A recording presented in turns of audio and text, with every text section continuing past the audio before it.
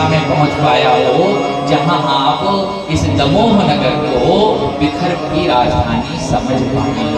एक बार नारद जी को मोह हुआ, बहुत लंबी कथा है, उस विस्तार को तो नहीं प्राप्त हो सकते, लेकिन माया नगरी जो हुआ करती थी, उस माया नगरी में नारद जी अपने आप के स्वरूप को भूल गए, और जिस स्वरूप को भूल गए उस समय वह अपने वैराग्य की चरम अवस्था में पहुंच गए।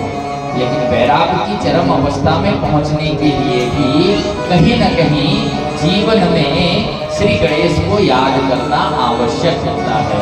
अब जब व्यास भूल गए तो नारद भी भूल सकते हैं, और जब नारद भूल सकते हैं तो राधा भी भूल सकती हैं, और पाराशर भी भूल सकते हैं, गौतम भी भूल सकते हैं, सूर्य देव भी भूल सकते हैं।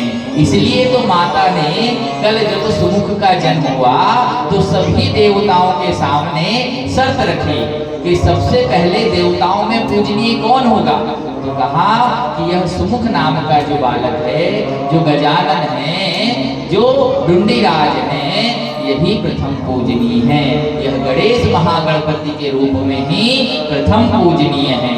तो प्रथम पूजनीय होने के लिए एक बार राजा नल जो थे वह बहुत देर तक ऋषियों की संगति कर सत्संग कर रहे थे।